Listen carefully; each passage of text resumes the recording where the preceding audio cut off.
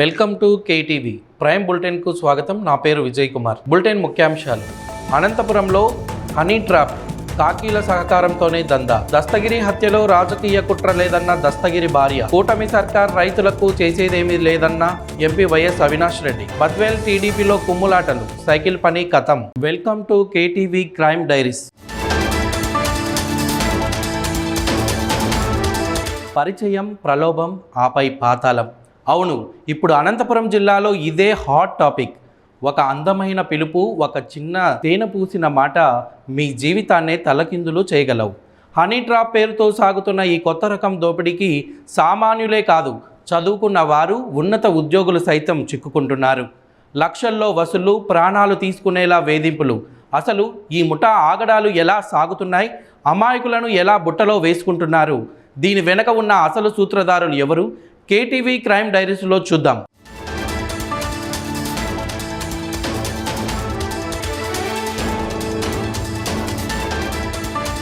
అనంతపురం జిల్లాలో సరికొత్త నేరం వేళ్లనుకుంటోంది. అందమే ఆయుధంగా, మాటలే మాయాజలంగా ఒక ముఠ చెలరేగిపోతుంది.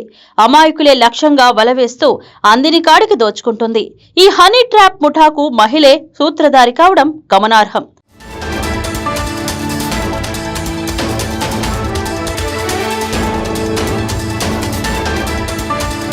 వీరి ప్లాన్ చాలా పక్కాగా ఉంటుంది.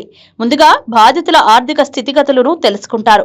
ఆపై కొందరు మహిళలతో చాటింగ్, ఫోన్ కాల్స్ చేయించి పరిచయం పెంచుకుంటారు. ఆ పరిచయం కాస్త ఏకాంతంగా కలవడానికి దారితీసేలా చేస్తారు. తీరా వారు వలలో చిక్కాక అప్పటికే సిద్ధంగా ఉన్న ముఠా సభ్యులు భర్తగా, అన్నగా, తమ్ముడిగా సీన్లోకి ఎంట్రీ ఇస్తారు.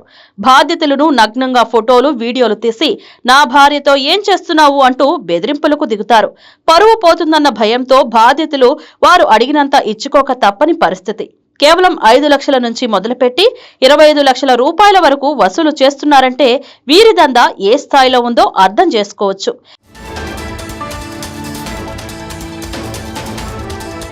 ఈ మాయాజాలంలో చిక్కుకున్న వారిలో విఆర్ఓలు, ఫిజియోథెరపిస్టులు, ఆర్ఎంపీలు, రియల్టర్లు సైతం ఉన్నారు. చివరికి ఒక పూజారిని సైతం వదలకుండా 5 లక్షల వరకు దోచుకున్నారంటే వీరి నెట్వర్క్ ఎంత బలంగా ఉందో తెలుస్తోంది. ఈ వేధింపులు భరించలేక ఇప్పటికే ఒక బాధితుడు ఆత్మహత్యకు పాల్పడడం ఈ విషాదం తీవ్రతకు అద్దం పడుతోంది. అయితే ఈ దందాను కొందరు పోలీసులు కూడా పరోక్షంగా ప్రోత్సహిస్తున్నారన్న ఆరోపణలు వెలువెత్తుతున్నాయి. 2 స్టేషన్లకు చెందిన సిబ్బంది మామూళ్లు తీసుకుంటూ ముఠాకు అడ్డంగా నిలుస్తున్నారని సమాచారం.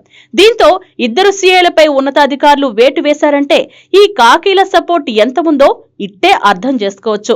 ఏది ఏమైనా అపరిచిత వ్యక్తులతో జాగ్రత్తగా ఉండాలని, ఇలాంటి వలుపు వలల్లో చిక్కుకోవద్దని పోలీసులు హెచ్చరిస్తున్నారు. చూశారుగా, సోషల్ మీడియా పరిచయాలు, తెలియని వ్యక్తుల ఫోన్ కాల్స్ విషయంలో అప్రమత్తంగా ఉండటం మీ వంతు బాధ్యత.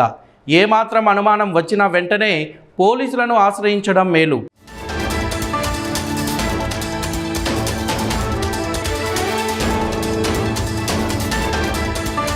చూస్తూనే ఉండండి కేటీవీ, ప్రతి వార్త ప్రజల పక్షం. కడప నగరంలోని ఆలంగన్పల్లి మారెమ్మ జాతరలో జరిగిన పెద్ద దస్తగిరి హత్యపై కుటుంబ సభ్యులు స్పందించారు. ఈ ఘటనకు చెన్నూరు గంజాయి బ్యాచ్కు కారణమని, వారి హత్యకు పాల్పడ్డారని ఆరోపించారు. బాధితుడి భార్య మాట్లాడుతూ ఆసుపత్రిలోనే తన భర్తను హత్య చేస్తారని ఊహించలేదని ఆవేదన వ్యక్తం చేశారు. ఈ హత్యకు ఏ రాజకీయ పార్టీకి సంబంధం లేదని స్పష్టం చేశారు.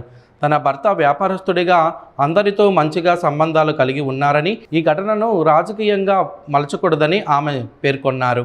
గొడవ అంటే శనివారం ఏమో కొద్దిగా డ్యాన్స్ ప్రోగ్రామ్ కాడేమో వాళ్ళు డైజీ కాడేమో పిల్లలు కొట్లాడుకున్నారంట సార్. అరుచుకున్నారని మేము పోయి పెద్దలం పోయి మందించి వచ్చినాం అంతే. తల్లిదండ్రులం పోయి 2 పోయి అరిసి వచ్చినాం. ఏమిరా మీకు పిల్లోళ్ళతో ఏం పని అని అరిసి వచ్చినాము. ఆ రాత్రికి పోయినారు. మళ్ళీ మరుసటి రోజు వస్తారని మాకు తెలియదు అవన్నీ. మళ్ళీ మరుసటి రోజు వచ్చి ఇంకా మేము లేము ఇంటి దగ్గర. పిల్లోనికి ఏమో ఫోన్ చేసి రారా, నిన్న కాదురా నువ్వు తొడకొచ్చింది, నువ్వు మీ అమ్మ పుట్టినోడు అయితే ఈ ఉద్దు తొడకరారా మీ నాయన్ను అని ఫోన్ చేసి బెదిరిస్తానన్నానా అని ఫోన్ చేసినాడు పిల్లగాడు. సరేలే నాయన, మేము పలానా సాటు ఉన్నాం కదా, వస్తానంలే, మాట్లాడతాంలే అని మేము పోయినాము. పోతే అప్పటికి ఇంకా వాళ్ళు వచ్చినారు ఇంటి మీదకి. మాట్లాడుతా అంటేనే కత్తులు తీస్తున్నారు, వాళ్ళు రాళ్ళు వేస్తున్నారు. మా చేతులారా మేము పోరాడినాము. మా చేతులలో ఏం లేవు. మా చేతైనంత వరకు పోరాడినాం. మాకు దెబ్బలు తగిలినాయి, వాళ్ళకు దెబ్బలు తగిలినాయి. తర్వాత మళ్ళీ పోలీసు వాళ్ళకి ఫోన్ చేసింటే గంట తర్వాత వచ్చినారు. అంబులెన్స్కి ఫోన్ చేసినాము. అంబులెన్స్ కూడా గంట పట్టింది వచ్చేదలకి, అంబులెన్స్ వచ్చేదలకి కూడా. మళ్ళీ వాళ్ళు ఈ దెబ్బలు తగిన వాళ్ళు పోయినారు మాకంటే ముందుకే పోయి రిమ్స్లోనేమో అడ్మిట్ అయ్యి ఉన్నారు వాళ్ళేమో. మేము పొగతలికేమో పోయినారు వాళ్ళే రిమ్స్లో. పోయేదలికే మేము మా ఆయన కూడా అందరూ పోలీసు వాళ్ళు తొడకపోయినారు వీళ్ళని కూడా. మేమేమనుకున్నాం ఆడవాళ్ళము, పోలీసు వాళ్ళు ఉండారులే మనకు ఏం జరగదులేని, ఇంత జరుగుతుందని కూడా మేము ఆలోచించలేదు అస్సలు. ఇంత టెస్ట్ చేసుకొని హాస్పిటల్ కాడ పానం పోసే కాడ పానాలు తీస్తారని కూడా మేము అంత ఆలోచించే వాళ్ళం. అయితే మా జాగ్రత్తలో మేము ఉండేవాళ్ళం, మేము అంత ఆలోచించలేదు. మా ఆయనకు నాకు ఎవరు ఉండారులే శత్రువుని అనుకున్నాడు, మోసపోయినాడు మా ఆయన. ఆయనకు వ్యాపారాలలో ఏ గొడవలు లేవు.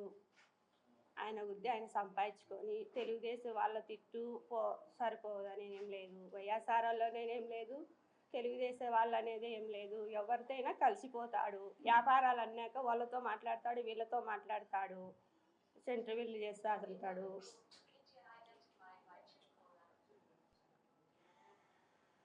ఇది ఎందువల్ల జరిగిందో మాకు కూడా తెలియదు. లేవు, నిత్యానందతో మాట్లాడతాడు, రవి సార్తో మాట్లాడతాడు, తెలుగుదేశం వాళ్ళతో ఎందుకంటే మేము వ్యాపారాలు చేస్తాము కాబట్టి వాళ్ళతో వీళ్ళతో అందరితో కంట్రోల్లోనే ఉంటాం సార్.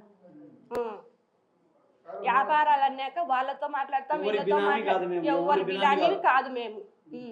ఆయన కష్టపడి సంపాదించుకునే ఆస్తి అది, ఎవరి బిమానమి కాదు. చూడడము వాళ్ళకి 4-5 మంది వచ్చినారు అప్పుడు ఇంటి దగ్గరికి. కత్తులతో వచ్చినారు. మా చేత ఏం లేవు, రాడ్లు కత్తులు వాళ్ళ కాడున్నాయి, మా చేతిలో ఏం లేవు. మేము మా చేతులారా మేము ఎంపలాడినాము. వాళ్ళు రాళ్ళు ఎత్తి కత్తులతో పోట్లాడినారు.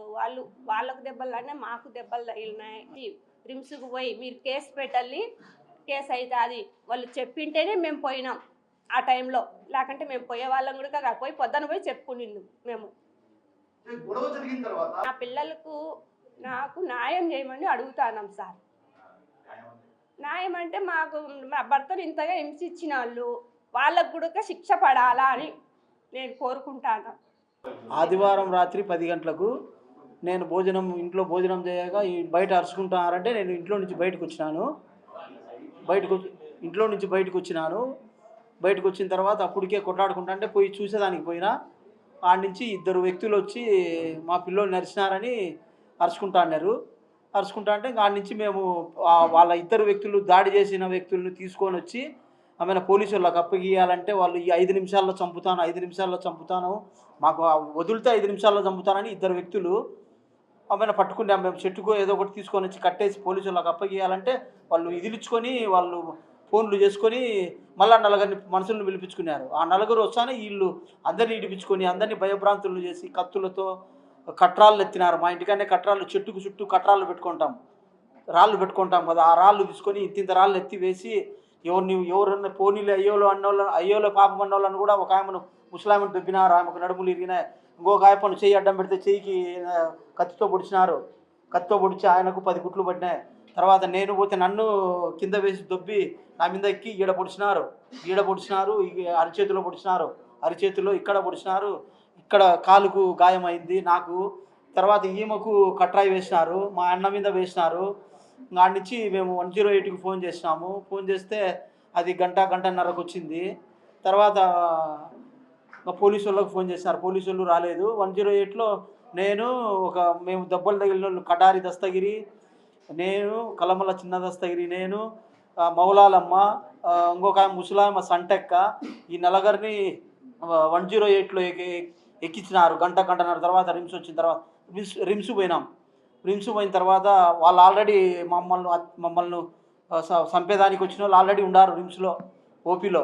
మేము ఉన్నాం అదే రూమ్లో, వాళ్ళు ఒక రూమ్లో ఉన్నారు, మేము అదే రూమ్లోనే ఉన్నాం.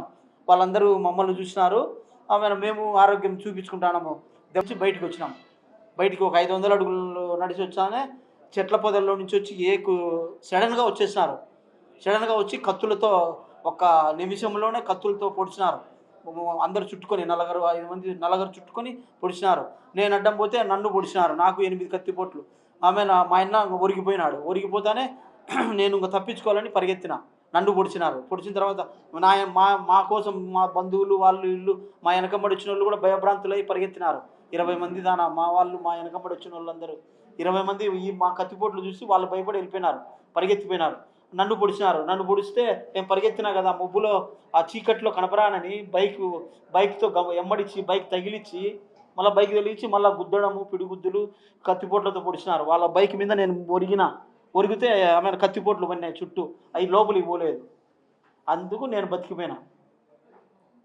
అది జరిగింది. పేర్లు అయితే తెలియదు. రాజారవి గ్యాంగు, చెన్నూరు గ్యాంగ్ అంట, అలంకాన్పల్లెలో గ్యాంగు, వెంకటేశు, మనోహరు, ఆనందు, వీళ్ళని పేర్లు తెలుసు. ఇంకా వీళ్ళ గ్యాంగులో ఎంతమంది ఉన్నారో చుట్టూ అలంకాన్పల్లె చుట్టూ ఉన్నారు. చెన్నూరులో నుంచి వచ్చి అలంకాన్పల్లె సెటిల్ అయ్యి వీళ్ళు ఆ బుద్ధుడికి 4 గలాటలు చేసి అనే పిల్లోడు, మాకు ఈడ కత్తితో పొడిచి గాయాలు చేసిన పిల్లోడు ఆ సంతకం పెట్టమని పరారై ఇంకా వాళ్ళ ఊరికి వెళ్ళిపోయినాడు. మైదుకూరు కాడ పల్లెకి వెళ్ళిపోయినాడు. ఈ బుద్ధుడికి కూడా రాలే, వాళ్ళ ఏటుకు భయపడి.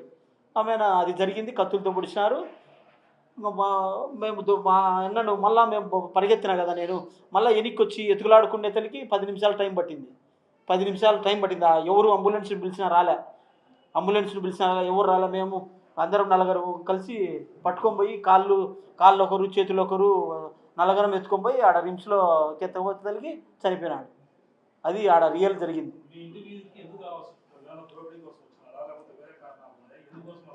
ఈ పిల్ల మా అన్న కొడుకు నువ్వు భయపడిచ్చినారని వాళ్ళు పోయినారు. తర్వాత నేను ఎంటర్ అయినా. మా అన్న కొడుకును అదే డీజేలో డ్యాన్స్ వేసే కాడ వాళ్ళకు తగిలిందంట, కాలు తగిలిందని కొట్టినారు. కొడితే మా అన్న కొడుకు వాళ్ళ నాయనకు ఫోన్ చేసినాడు. వాళ్ళ నాయన పోయినాడు. అది జరిగింది. చిన్న పిల్లోని గలాటకు అన్ని కత్తిపోట్లు పొడసాల్సిన అవసరం ఏమొచ్చా కాబట్టి దీంట్లో ఇన్వెస్టిగేషన్ బాగా చేయండి. ఎవరో పెద్దోళ్ళు చేపించినారు అనేది మాకు కూడా అనుమానంగా ఉంది. ఎవరి బినామీ మేము కాదు, ఎవరి బినామీ కాదు. అంటే ఇప్పుడు నిత్యానంద రెడ్డి బినామీ ఆయన కాదు, నేను కాదు, రవి సార్ బినామీ కాదు, ఎవరి బినామీ కాదు. జగన్ రెడ్డి సారు మాకు తెలియదు, మా ఆయనకు కూడా తెలియదు, ఇంతవరకు కలిసలే. వాళ్ళకు మాకు ఏం సమస్య లేదు. అది గంజాయి బ్యాచ్ చెన్నూరు నుంచి 1 సెకండ్లో వచ్చి చంపినారు సార్. ఏం గమనించేంత అవకాశం ఉంటే మేము తప్పించుకొని ప్రాణాన్ని తెచ్చుకుంది కదా, వచ్చినాడు చంపేస్తారా. ఎప్పుడు ఇంటి మీదకి వచ్చినప్పుడా వాళ్ళు ఫుల్లుగా గంజాయి మత్తులోనే ఉన్నారు. స్థానికంతో రవి సార్తో చేస్తాడు. భాగాలు ఉంటాయి కదా సార్, భాగాలు ఉంటాయి. ఏదో పావులనో ఏదో పావుల భాగమో ఏదో ఉంటుంది, పెట్టుకుంటాడు. మా ఆయనతో నేను ఎక్కువ తిరగను, నా వ్యాపారం నేను సపరేట్గా చేసుకుంటాను. కడప జిల్లా పులివెందుల నియోజకవర్గంలోని లింగాల, వేముల మండలాల్లో రైతులు సాగునీరు లేక ఇబ్బందులు పడుతున్నారని ఎంపీ వైఎస్ అవినాష్ రెడ్డి తెలిపారు. మినీ సెక్రటేరియట్లో ఇరిగేషన్ అధికారులతో సమావేశం నిర్వహించిన అనంతరం మీడియాతో ఆయన మాట్లాడారు. CBRలో నీరు ఉన్నప్పటికీ కాలువలకు వదలకపోవడం అధికార పార్టీ నిర్లక్ష్యమేనని విమర్శించారు. పండించిన పంటలకు గిట్టుబాటు ధరలు లేక రైతులు నష్టపోతున్నారన్నారు. సమస్యలు పరిష్కరించకపోతే ఉద్యమాలు చేపడతామని హెచ్చరించారు. ఈ కార్యక్రమంలో వైఎస్ఆర్సీపీ రాష్ట్ర ప్రధాన కార్యదర్శి సతీష్ రెడ్డి మరియు ఇతర పార్టీ నాయకులు పాల్గొన్నారు. ఎత్తిపోతల పథకాలు మెయింటెనెన్స్ అత్యంత అధ్వానంగా, అత్యంత అసమర్థతగా ఉన్న నేపథ్యంలో లింగాల మండలంలో కావచ్చు, వేముల మండలంలో కావచ్చు, అనేక గ్రామాల్లో రైతులు తీవ్ర ఇబ్బందులు పడుతూ ఉన్నారు. వారందరి సమస్యలు విన్నవించడానికి జగన్మోహన్ రెడ్డి గారి ఆదేశానుసారం వాళ్ళందరి సమస్యలు కూడా విన్నవించడానికి నేను, నాతో పాటు మా సతీష్ రెడ్డి అన్న, వేముల సంబంధించిన రైతులు, లింగాలకు సంబంధించిన రైతులు అందరం కూడా ఇందాక లింగాల కుడికాలువకు సంబంధించిన ఆఫీస్కి వెళ్ళి కుడికాలువలో ఎత్తిపోతల పథకాల పనితీరు ఎంత అధ్వానంగా ఉందో, ఎంత నిర్లక్ష్య వైఖరితో ఉందో వారి దృష్టికి తీసుకెళ్ళాం. ముఖ్యంగా ఎంత మొద్దు నిద్రలో అధికార యంత్రాంగము, ఈ అధికార పార్టీ ప్రభుత్వం ఉందంటే, ఒక పక్కేమో ఎక్కడ స్టేజ్ ఎక్కినా కూడా చంద్రబాబు నాయుడు గారు చెప్తారు, లింగాల మండలంలో అరటి గురించి మాట్లాడతారు, స్టేట్లోనే హైయెస్ట్ జీడిపి అంటారు లింగాల మండలానికి సంబంధించి.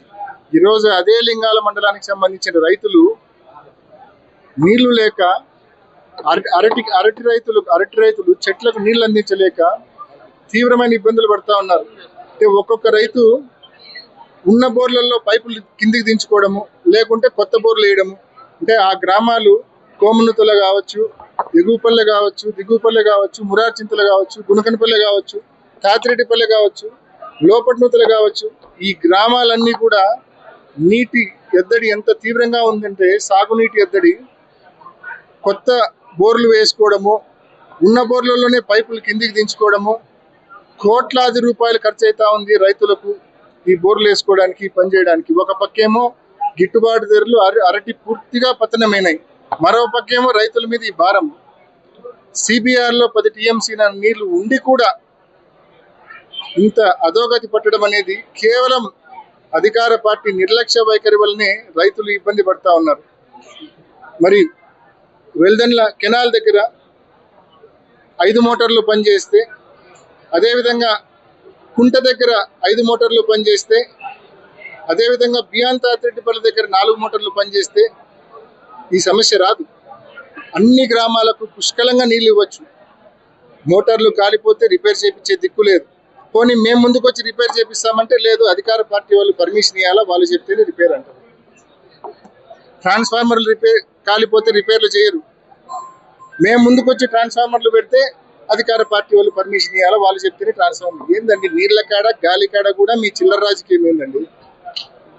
అసలు బుద్ధుండే ఇటువంటి ఆలోచనలు, ఇటువంటి మాటలు మీరు మాట్లాడుతున్నారా? ఒకసారి ఆలోచన చేయండి.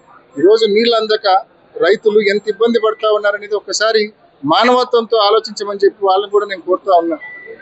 ఈరోజు అధికారులకు స్పష్టమైన అల్టిమేటం ఇచ్చినాం. బియాన్ తాతిరెడ్డిపల్లి దగ్గర, అదేవిధంగా వెల్దన్ల కుంట దగ్గర, వెల్దన్ల కెనాల్ దగ్గర 543 చొప్పున మోటార్లు, కెనాల్ దగ్గర 5, అదేవిధంగా కుంట దగ్గర 4, బియాన్ తాతిరెడ్డిపల్లి దగ్గర 3, 543 మోటార్స్ ఆడే విధంగా వచ్చే బేస్తవారం కల్లా చర్యలు తీసుకుంటామని చెప్పి అధికారులు మాకు హామీ ఇచ్చారు.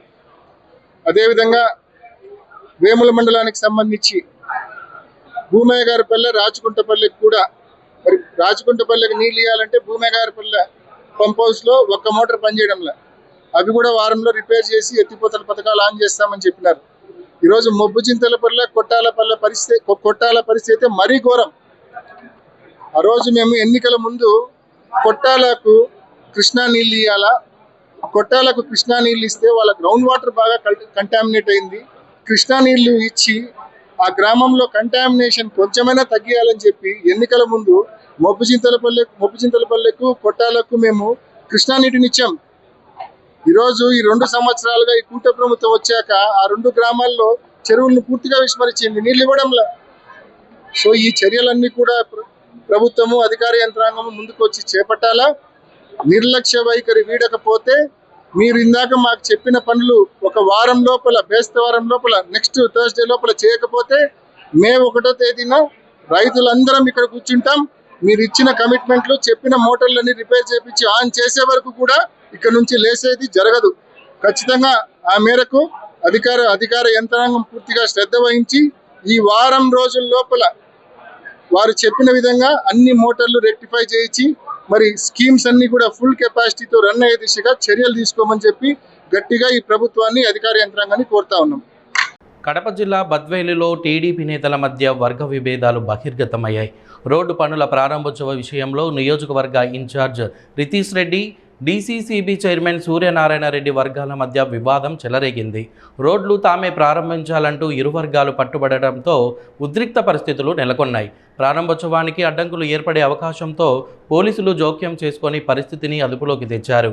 గత కొంతకాలంగా ఇరు వర్గాల మధ్య విభేదాలు కొనసాగుతుండగా ఈ ఘటనతో మరింత స్పష్టమయ్యాయి.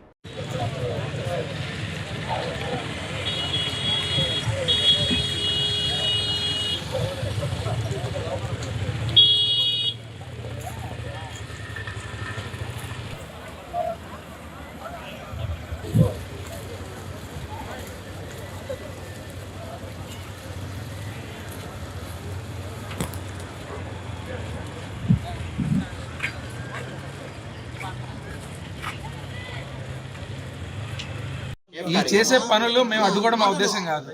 మేము చేస్తున్నామని మా ప్రజలకు మా కార్యకర్తలకు తెలియాలి కదా. ఎవరో కన్నయ్య వచ్చి చేసుకోకపోతే టెండర్లు ఎస్టిమేషన్ వేయించింది మేము, టెండర్లు పిలిపించింది మేము. సో కాంపిటీషన్ మీద ఎవరైనా వేసుకోవచ్చు, ఎవరికైనా చేయొచ్చు. దాని గురించి మాకు ఎలాంటి అభ్యంతరం లేదు. ఆ వర్కులు మేము చేస్తున్నాము. So so that is my point. రాజకీయ నాయకుడు ఎల్ఆర్ఆర్స్ గ్రాంట్ అని 3 కోట్లు నారాయణ సార్ కాడిపై నేను రితీష్ రెడ్డి ఆధ్వర్యంపై 3 సార్లు తిరిగితే స్పెషల్ ఫండ్ ఇచ్చింది మన మున్సిపాలిటీకి. 2-3 మున్సిపాలిటీకి మన జిల్లాలో సంజీ మున్సిపాలిటీ కూడా కాదు.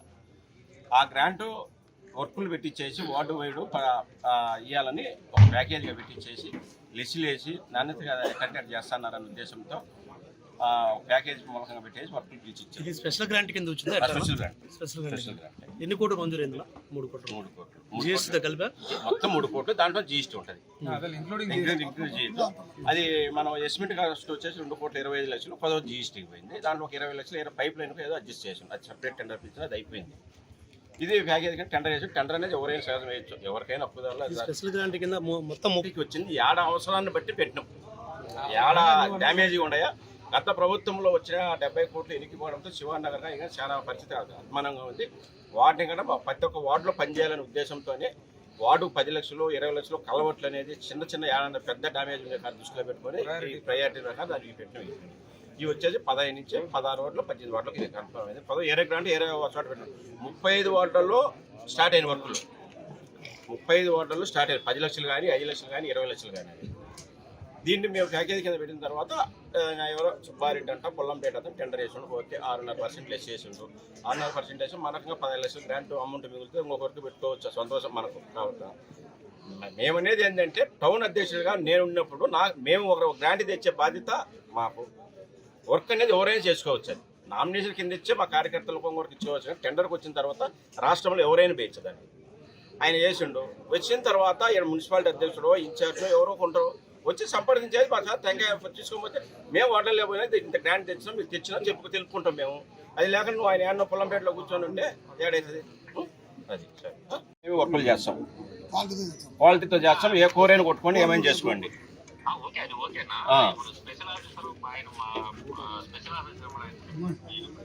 అవును సార్, స్పెషల్ ఆఫీసర్ ఈమెన్నా మేము కాదనం లేదు సార్. కంటాడికి ఇన్ఫర్మేషన్ ఇవ్వండి. పార్టీ అధ్యక్షులు తెలియకుండా మీరు ఎట్ట వర్కులు కావాలని మమ్మల్ని అడుగుతున్నారా? అనే మీకేమో లేదని చెప్పమని ఒక కాగితం రాసి ఉన్నాం. మేము చెప్పాల్సిన అవసరం లేదని చెప్పండి. ఎవరు పొల్లంపేటోడు ఎల్లంపేటోడు మాకు తెలియదు కదా. మీరు తెలపండి మమ్మల్ని. అయితే నీ వర్కులు ఇక్కడ పార్టీ అధ్యక్షుడు ఆపుతాడు, ఆయన పిలుచకుండా మీరే టెంకాయలు కొట్టుకుంటానంట. ఆయన ఉండడా లేదా, మీకు అవసరం లేదా అని చెప్పండి. అతనే మెసేజ్ పెట్టండి మీ ఫోన్లు ఎత్తకుండా ఉంటే. మీ ఫోన్ చేయకుండా అతనికైతే ఇన్ఫర్మేషన్ ఇవ్వండి. కంటాక్ట్ అతను పొల్లంపేట అతను 10 ఏళ్ళ కంటాక్ట్ కూడా ఉండరు. ఆ కంటాక్ట్తో మాకు పని లేదు. వర్క్ ఎవరైనా వేసుకోవచ్చు. లెస్ వేసుకుంటే మున్సిపాలిటీకి ఆదాయము మేము కాదన్నాంలే. అతను వచ్చి మేము అవసరమా లేదో కనుక్కోండి. మాకు ఇన్ఫర్మేషన్ ఇచ్చాడా ఈడ అతనే వచ్చి పని చేసుకోండి. అతను పని చేసుకోండి, మాకేం అభ్యంతరం లేదు. సుబ్బారెడ్డి వచ్చి పని చేయమని మాకే అభ్యంతరం లేదు. మేము కనుక్కుంటాం, దగ్గర నుండి చేపించాం. సుబ్బారెడ్డి అనే వ్యక్తి వచ్చేసి ఈ 2,20 లక్షల వరకు చేయమనండి. మాకు ఎలాంటి అభ్యంతరం లేదు. మేము కనుక్కుంటాం. మున్సిపాలిటీ అధ్యక్షులుగా ప్రతి ఒక్క వార్డులో కార్యకర్తలు చూడుకొని పోతారు. అతనే రమ్మానండి. మా తల్లి సంప్రదించడా? మాతో సంప్రదించే అడగండి. మాది అవసరం లేదంటే ఇదే పరిస్థితి. మీరు అతనికి మెసేజ్ పెడతారు, వాట్సాప్ కాల్ పెడితే ఏం పెడితే మాట్లాడుకోవచ్చు. ఇటైతే పని చేయడానికైతే ఇబ్బందికరం పరిస్థితి. దాదాపుగా 35 వార్డుల నుంచి అందరూ లీడర్లు వచ్చారు, అందరూ ఇన్ఛార్జీలు వచ్చారు, అందరూ బూత్ కన్వీనర్లు ఉంటారు, అందరం వచ్చున్నాం సార్. అతనికైతే చెప్పేసి మీ డ్యూటీగా చెప్పండి. కడప జిల్లా బద్వేల్ సమీపంలోని శివరామనగర్లో 4 ఎకరాల విస్తీర్ణంలో నిర్మించిన శ్రీ మారుతి విద్యా మందిర్ను కరస్పాండెంట్ బ్రహ్మానందరెడ్డి దంపతులు ఘనంగా ప్రారంభించారు. కార్పొరేట్ స్థాయి విద్యను గ్రామీణ విద్యార్థులకు అందించాలనే లక్ష్యంతో ఈ పాఠశాలను నిర్మించినట్టు తెలిపారు. ఈ కార్యక్రమానికి అనంతపురం డీఎస్పీ పల్లెం శ్రీనివాసులు ముఖ్య అతిథిగా హాజరై విద్యా సేవలను అభినందించారు. యూకేజీ నుంచి 10వ తరగతి వరకు హాస్టల్ సదుపాయాలతో పాటు ఆధునిక టెక్నాలజీ, క్రీడలకు ప్రాధాన్యం ఇస్తామని నిర్వాహకులు తెలిపారు. కార్యక్రమంలో ప్రముఖులు, తల్లిదండ్రులు పెద్ద సంఖ్యలో పాల్గొన్నారు. 12 నుంచి 1300 మందితోటి స్కూల్ రన్ చేసేట్టు తదనంతరము అది గోపిరెడ్డి ఉన్నత పాఠశాలగా పేరు మార్చడము, తదనంతరము ఆ గోపిరెడ్డి స్కూలు ప్రారంభం నుండి 23 సంవత్సరాలు బద్వేలులోనే మేటి విద్యా సంస్థగా దాన్ని తీర్చిదిద్దడం జరిగింది. దానికి కారణం ఒకటి క్రమశిక్షణ. ఇప్పటికీ అప్పటికి విద్యను అందరూ అందిస్తాం, అది వేరే ఆలోచన.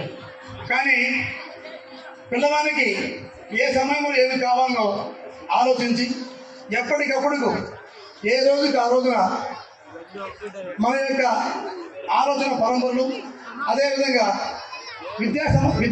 విద్యలో ఉన్నటువంటి సంస్కరణలకు అనుగుణంగా మార్పులు చేసుకుంటూ వచ్చు బద్వేలులోనే గోపిరెడ్డి ఉన్నత పాఠశాల అంటే మేటి పాఠశాలగా మరియు ఎన్నోసార్లు టౌన్ బస్సుతోనూ, అదేవిధంగా టౌన్ 2nd, 3rd కూడా సాధిస్తూ ఏ రోజు కూడా రిజల్ట్లో ఎన్నుకంచి వేయకుండా ఎంతో ఉత్సాహంతో, ఎంతో క్రమశిక్షణతో జరిగినటువంటి ఆ ప్రస్థానం ఈ రోజున ఇప్పటికిప్పుడు రకరకాలుగా విద్యా వ్యవస్థలో మార్పు. సిబిఎస్ఈ సిలబస్ ఆల్రెడీ గవర్నమెంట్ స్కూల్లో స్టార్ట్ చేయడం జరిగింది. టోటల్గా ఇంగ్లీష్ నుంచి 23 సంవత్సరాలు పూర్తి చేసుకొని కొత్తగా మరికొద్ది 2 సంవత్సరాల్లో సిల్వర్ జూబ్లీ పూర్తి చేసుకోబోతున్న సందర్భంలో కొత్తగా శ్రీ మారుతి విద్యా మందిర్ పేరిట ఈరోజు ఈ విద్యాలయాన్ని ఇక్కడ ప్రారంభించినటువంటి మా గురువు గారు శ్రీ బ్రహ్మానంద రెడ్డి గారికి హృదయపూర్వకంగా కృతజ్ఞతలు, అభినందనలు తెలియజేస్తున్నాను. అదేవిధంగా ఈ కార్యక్రమానికి ఇక్కడ విచ్చేసినటువంటి తల్లిదండ్రులు, రాజకీయ ప్రతినిధులు, ప్రజలు, విద్యార్థులు, ఉపాధ్యాయ బృందము మరియు మిగతా వాళ్ళందరికీ, మీడియా మిత్రులందరికీ కూడా నేను శుభ సాయంత్రం అభినందనలు తెలియజేస్తున్నాను. నా పేరు పల్లం శ్రీనివాస్. మాది ఇక్కడే గోపవరం మండలంలో అడుసువారిపల్లి అనే ఒక చిన్న కుగ్రామం. నేను బ్రహ్మానంద రెడ్డి సార్ గారి పూర్వ విద్యార్థిని అని చెప్పడానికి నేను ఎప్పుడూ చాలా గర్వంగా ఫీల్ అవుతాను. ఎందుకంటే నేను 10th క్లాస్ పూర్తయినటువంటి సందర్భంలో అప్పట్లో నేను మండల ఫస్ట్ వచ్చినందుకు తెలుగు మీడియంలో గ్రామీణ ప్రాంత విద్యార్థిగా, మా గోపవరం మండలం ఫస్ట్ వచ్చినందుకు బ్రహ్మానంద రెడ్డి సార్ గారు మా గ్రామానికి వచ్చి నన్ను గుర్తించి అభినందించి, నీలాంటి విద్యార్థి ఖచ్చితంగా మంచిగా చదువుకోవాలి, మేము నిన్ను ఎంకరేజ్ చేస్తాం, నేను చదివిస్తాము, ఇంటర్మీడియట్లో నీకు ఎక్కడ కూడా ₹1 ఫీజు తీసుకోకుండా నీకు ఉండడానికి వసతి, అదేవిధంగా 3 పూట్ల నీకు భోజన వసతి కల్పిస్తూ నీకు 2 సంవత్సరాల ఇంటర్మీడియట్ విద్య పూర్తి అవడానికి అవసరమైనటువంటి ప్రతిదీ మేము చూసుకుంటామని చెప్పేసి నాకు 2 సంవత్సరాల పాటు అప్పుడు BCSR జూనియర్ కాలేజ్లో 2 ఇయర్స్ పాటు నాకు ఫ్రీ ఎడ్యుకేషన్ని, అదేవిధంగా ఫ్రీ వసతిని కల్పించడం జరిగింది. ఒక్కసారి గట్టిగా చప్పట్లు కొట్టాలి ప్రతి ఒక్కరికి. ఇంటర్మీడియట్లో నాకు ఫ్రీగా ఎడ్యుకేషన్ ఇచ్చి, నాకు ఫ్రీగా వసతి కల్పించి, నన్ను ప్రోత్సహించి నన్ను ముందుకు నడిపేటువంటి బ్రహ్మానంద రెడ్డి సార్ గారు చాలా క్రమశిక్షణకు మారిపోయారు. అప్పట్లోనే రాత్రి సమయాల్లో కూడా సర్ప్రైజ్ విజిట్స్ ఉండేవి మా రూమ్కి, హాస్టల్స్కి. వీళ్ళు ఏం చేస్తున్నారు, చదువుతున్నారా లేదా అని. కేవలం డే టైంలో అకాడమిక్ సూపర్విజన్ మాత్రమే. జగద్గురు శ్రీ వీరబ్రహ్మేంద్ర స్వామి వారి ఆరాధన ఉత్సవాలు నేటి నుంచి ప్రారంభం కానున్నాయి. గత 4 ఏళ్లుగా పీఠాధిపతి లేకుండా కొనసాగిన ఉత్సవాలు తాజాగా కొత్త పీఠాధిపతి నియామకంతో మరింత వైభవంగా నిర్వహించేందుకు ఏర్పాట్లు చేశారు. ఇటీవలే వివాదాలకు తెరదించుతూ శ్రీ వీర ధర్మజ వెంకటాద్రి స్వాముల వారిని పీఠాధిపతిగా నియమించారు. ఆయన ఆధ్వర్యంలో తొలిసారిగా 6 రోజుల పాటు ఉత్సవాలు జరగనున్నాయి. ఈ నెల 26న వైశాఖ శుద్ధ దశమి సందర్భంగా బ్రహ్మం గారి సజీవ సమాధి వద్ద లక్షలాది భక్తులు తరలి వచ్చే అవకాశం ఉంది. అదే రోజు పీఠాధిపతి సింహాసనంపై దర్శనం ఇవ్వనున్నారు. ఈ నెల 27న బ్రహ్మరథోత్సవం అంగరంగ వైభవంగా జరగనుంది. అన్ని ఏర్పాట్లు పూర్తయ్యాయని నిర్వాహకులు తెలిపారు. శ్రీ గురుభ్యో నమః. ఓం నమో శ్రీ వీరబ్రహ్మణే. శ్రీ విరాట్పద విఖ్యాతం సిద్ధానంద ప్రదాయకం కాలజ్ఞాన ప్రవక్తారం వీరబ్రహ్మ గురుం భజే. ప్రపంచ మానవాళికి తన బోధనల ద్వారా ఆధ్యాత్మికతను తెలియజేసి సమతావాదాన్ని పెంచిన జ్ఞాని, యోగి, జగద్గురు శ్రీ మధ్విరాట్ పోతులూరు వీరబ్రహ్మేంద్ర స్వాముల వారు తన కాలజ్ఞానం ద్వారా భూత భవిష్యత్ వర్తమాన కాలాల్లో జరిగే వింతలు విశేషాలు సమాజంలో మార్పులు ముందుగానే తెలియజేశారు. కుల వివక్షకు వ్యతిరేకంగా, అంటరానితనానికి వ్యతిరేకంగా, కుల మతాలకు అతీతంగా పల్లె పల్లెకు తిరిగి ప్రజలను చైతన్యపరిచిన గొప్ప తత్వవేత్త శ్రీ వీరబ్రహ్మేంద్ర స్వాముల వారు. కడప జిల్లాలోని కందిమల్లాయపల్లెలో రాజయోగిగా స్థిరపడి లోకోద్ధరణ దీక్షతో తత్వ ప్రబోధం చేసి కాలజ్ఞాన ప్రవక్తగా ప్రసిద్ధుడై తుదకు 1693న శ్రీముఖ నామ సంవత్సరం వైశాఖ శుద్ధ దశమి రోజున సజీవ సమాధి నిష్ఠ వహించారు. నేటికి 333 సంవత్సరాలు.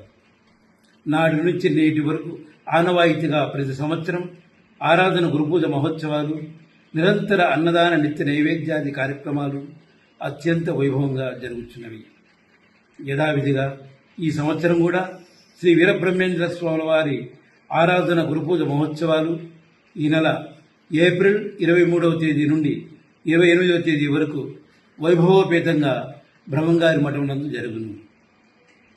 అత్యంత ప్రముఖమైన రోజు ఈ నెల 26వ తేదీ అనగా శ్రీ పరాభవ నామ సంవత్సర వైశాఖ శుద్ధ దశమి నందు జగద్గురు శ్రీ మధ్యరాట్ పోతులూరు వీరబ్రహ్మేంద్ర స్వాముల వారి సజీవ సమాధి నిష్ఠ వహించిన పవిత్ర సుదినం.